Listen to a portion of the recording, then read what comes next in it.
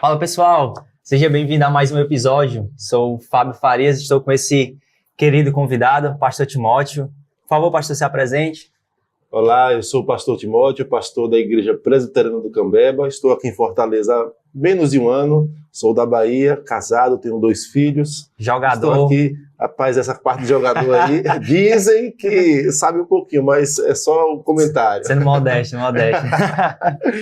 Mas é isso, estamos aqui para conversar com nossos irmãos sobre esse tema. Maravilha.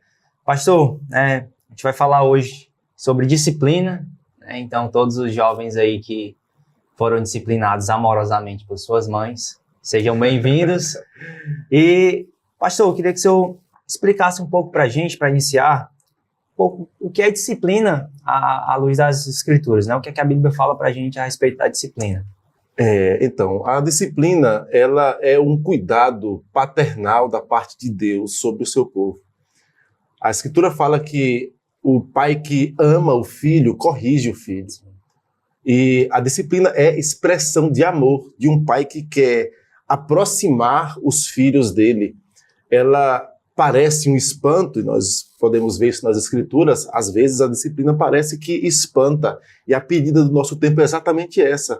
É de pensar que se você disciplinar o seu filho, corrigir o seu filho, você vai afastá-lo de você. Então pais pensam que disciplina é expressão de ódio, expressão de desprezo pelo filho e não expressão de amor.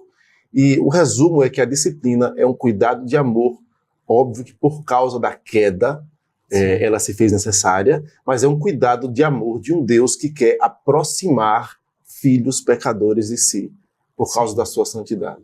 Sim, é interessante ver isso, que a gente vai falar também um pouco mais tarde, mas a ausência dessa disciplina, ela afasta também.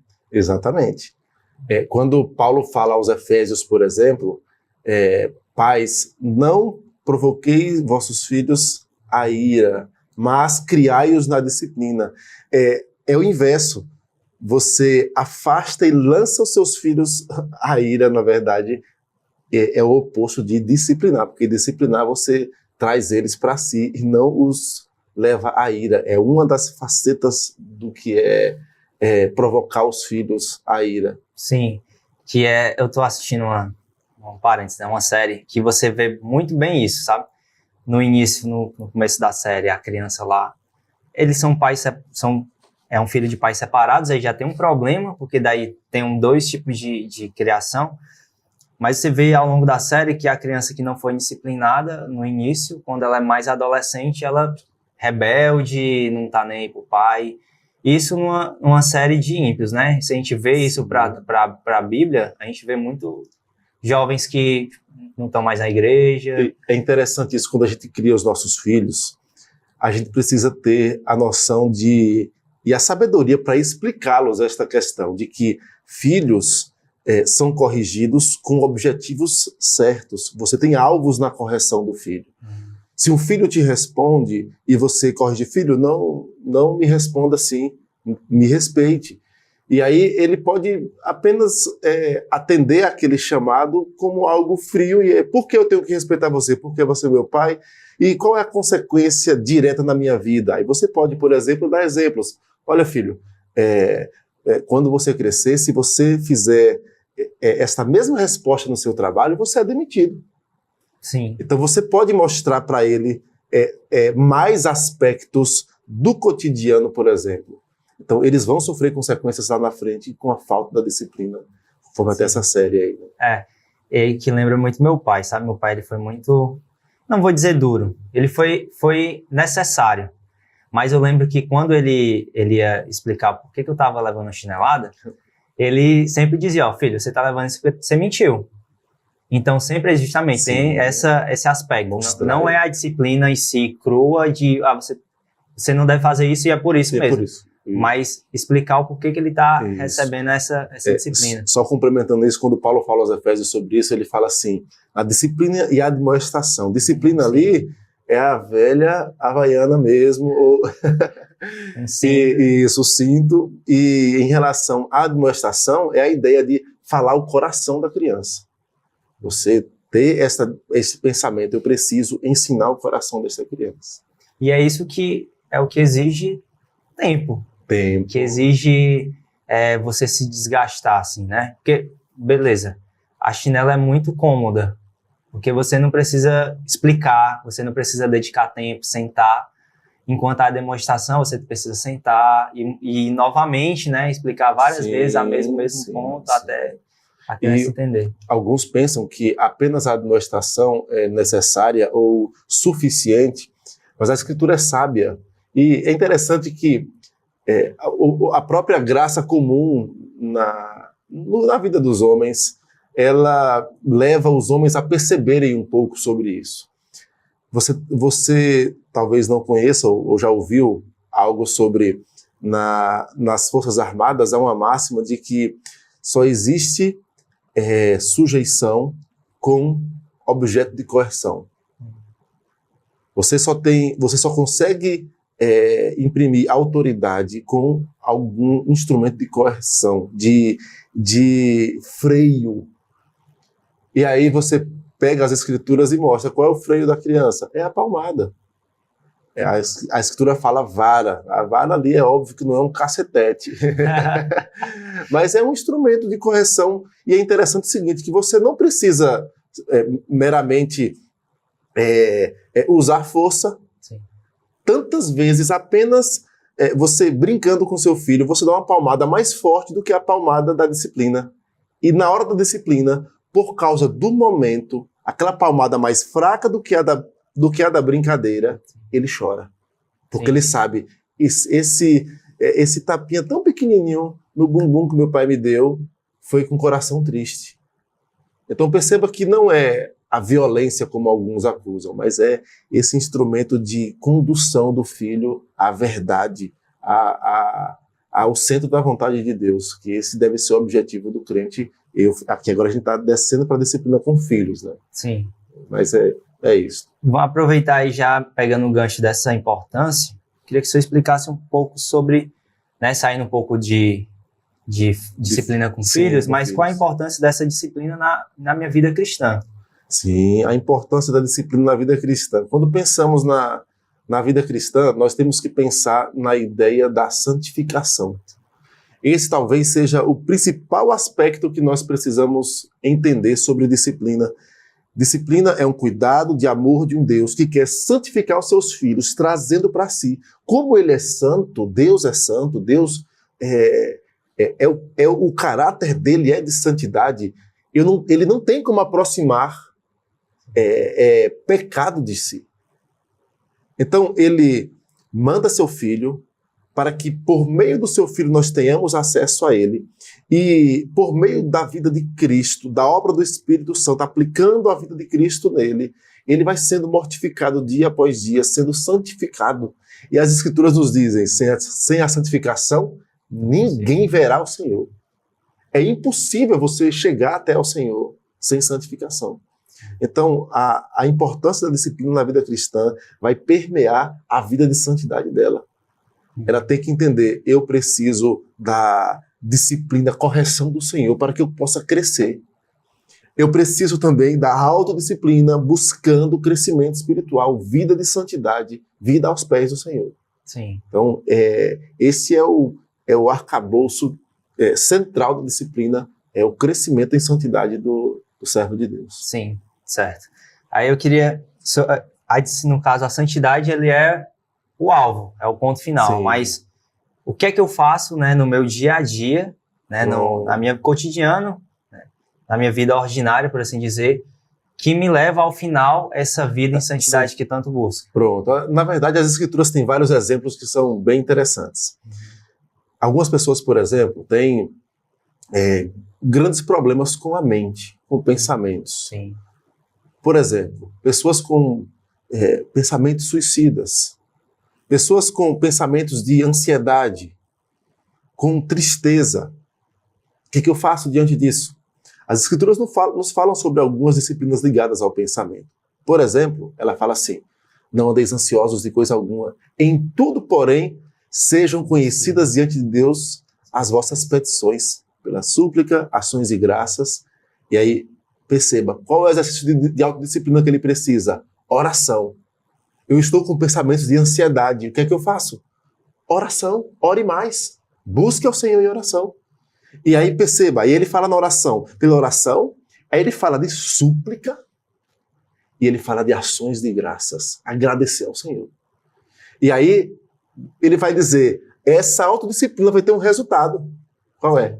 A paz de Deus que excede todo entendimento guardará o vosso coração e a vossa mente em Cristo Jesus. Então, é um exemplo. Quer ver outro? Você pega, por exemplo, no mesmo texto, Filipenses 4, 6 e 7. No 8, ele vai dizer, agora você precisa de outro exercício de autodisciplina para a sua mente. Qual é? Portanto, meus amados irmãos, tudo que é puro, tudo que é verdadeiro, tudo que é amável, tudo que é de boa fama, vá ocupando a sua mente com as coisas de Deus. Ocupe com aquilo que edifica, que transmite graça aos que ouvem. Então, a ideia é, você precisa de autodisciplina. Porque a sua mente, pensamentos são eu vou dizer assim, são, entre aspas, incontroláveis, no sentido de que eu não consigo saber o que vai surgir na minha mente quando um carro me fechar na rua. Mas eu posso alimentar a minha mente, alimentar o meu coração, e aí vem aquele outro texto. A boca fala do que o coração está cheio. Então, o exercício da autodisciplina em encher o coração da palavra de Deus vai te impedir de falar uma coisa errada? Não vai te impedir. Mas, naturalmente, se seu coração estiver cheio, a probabilidade de você transmitir graça aos que ouvem com o palavreado vai ser muito maior. Sim, sim. Então, são apenas 2 exemplos pequenos, mas que mostram. Nós precisamos disso. Só um terceiro, para a gente fechar nos 3 pontos presbiterianos. Você vai ver o salmista falando assim, por exemplo, volta minha alma ao teu sossego. Perceba, ele está ali mandando na sua alma, minha alma, se aquiete. Tem uma música do Stênio que fala isso, né? Puxa uma cadeira minha alma que eu quero te perguntar, por que me roubas a calma? Essa música ali é uma música que fala de autodisciplina. Minha alma se assente aí. Olha, a minha graça te basta, esqueceu do que o mestre te disse? Então, se assente, se assossegue. Então, é um exercício de autodisciplina.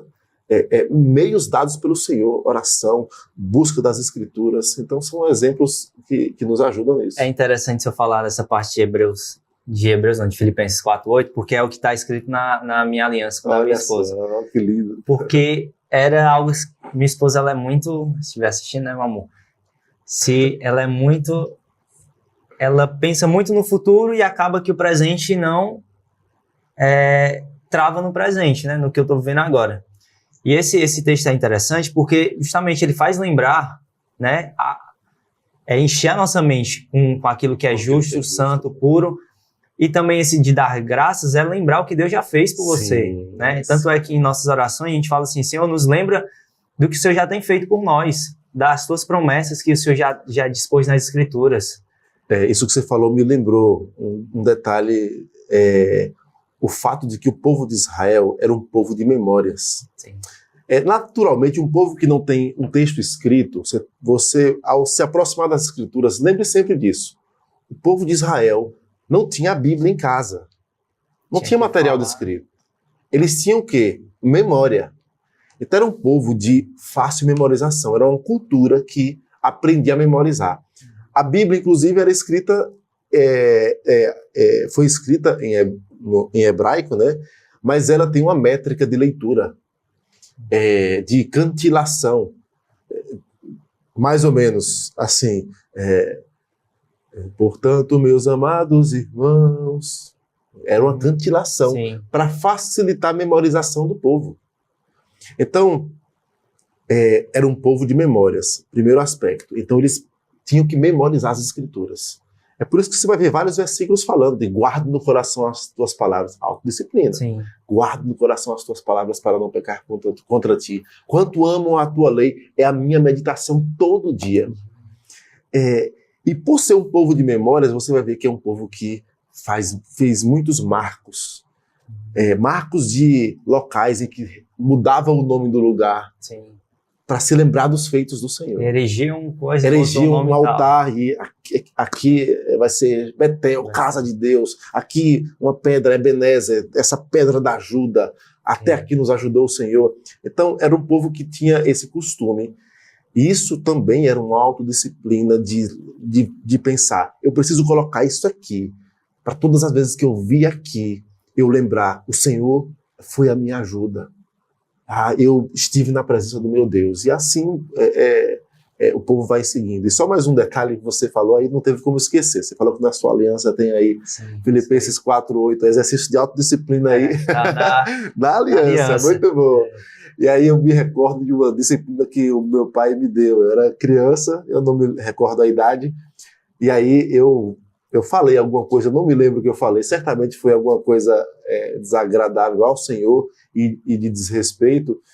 E aí ele falou, você não sabe o que diz as Escrituras? Filipenses 4:8, meu filho, você vai decorar esse versículo, vai ficar pro resto da sua vida esse versículo. Botou eu para escrever 50 vezes, disciplina, Filipenses 4:8. E aí realmente ficou na minha mente, no meu coração. Foi uma disciplina abençoadora para minha vida e está aqui hoje eu falando sobre ela.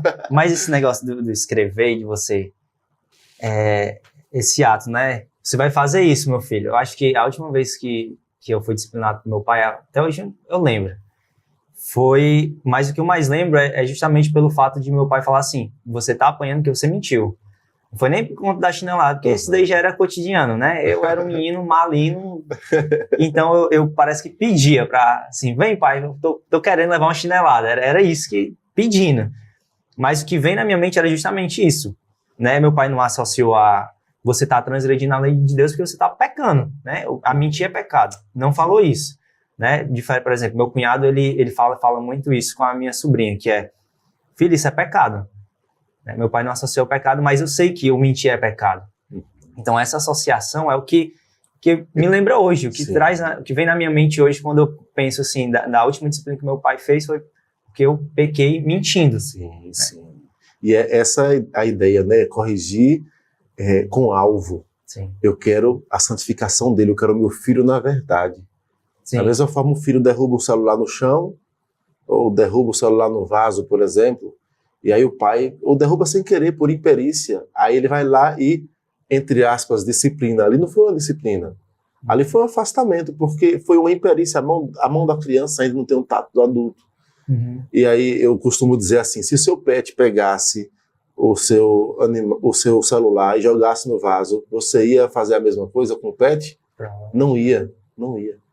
Então, essa diferença, nós precisamos ter propósitos de apontar nossos filhos para o centro da vontade de Cristo. Isso é expressão de amor verdadeiro sobre nossos filhos. E até sobre os crentes, aí falando do âmbito da igreja, o objetivo da disciplina é para o bem mesmo. É para a honra da igreja de Cristo, para o bem do faltoso. Sim. Então é você apontá-lo de novo para Cristo. Pega as disciplinas que você normalmente vê nas igrejas, por exemplo, nós temos um grande problema ligado à fofoca. O crente é disciplinado, e aí os indisciplinados quer saber o que foi que ele fez. Vão fofocar sobre a pessoa. E principalmente quer quando saber o que fez. Velada, né? É uma disciplina. Você, por vezes, fala, olha, ele está sendo disciplinado por quebra do 5º mandamento. Ok, 5º mandamento desonrou os pais. Pode ser de tudo. Pode ser que ele abandonou financeiramente os pais na velhice. Uhum. Mas aí os crentes querem saber na curiosidade sobre isso. Mas, no fundo, o que deve estar no coração da igreja é que a disciplina visa cuidar daquele que está sendo disciplinado. Sim. Restaurar ele, apontar ele para a vida de Cristo. Esse é o alvo. Eu lembro até o pastor falando em algum dos momentos de disciplina, que ele falando assim, pessoal, é uma disciplina velada. O que você tem que saber é, ore pelo irmão. Uhum. Ore pelo irmão para ele ser restaurado. O que ele fez, pouco importa. Né? Ele já está sendo acompanhado. Né? Ele está sendo acompanhado para visar a restauração. Exatamente. E o que passa disso é fofoca. Não eu tive um professor do seminário que ele dizia assim, olha, quando disciplinar alguém, aí você só fala assim na igreja, olha, nosso irmão foi disciplinado, mas nós também vamos disciplinar aqueles que fofocarem. Boa. E aí você pensa duas vezes antes, porque não tem cabimento, é um desentendimento do que é a verdadeira disciplina, Sim. O que acontece posteriormente a ela, e muitas vezes, infelizmente. Sim. Ia perguntar, aproveitar, né? Você falou da vida dos crentes, né? Dos irmãos na fé. Falou dos filhos. E com a esposa? Como é que a gente trata? Com a esposa a gente trata como a parte mais frágil. Pedro fala sobre isso. Acho que é 1 Pedro 3.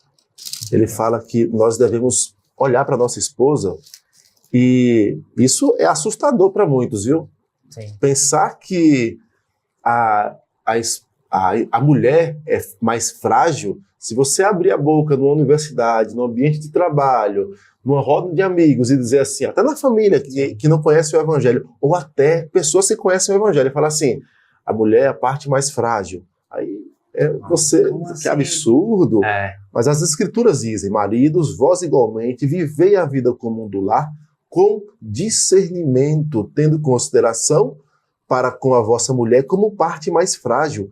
Tratai-a com dignidade, porque sois juntamente herdeiros da mesma graça de vida, para que não se interrompam as vossas orações. Isso aqui é impressionante, porque até a correção que o marido precisa dar à esposa, com amor, com zelo, jamais física.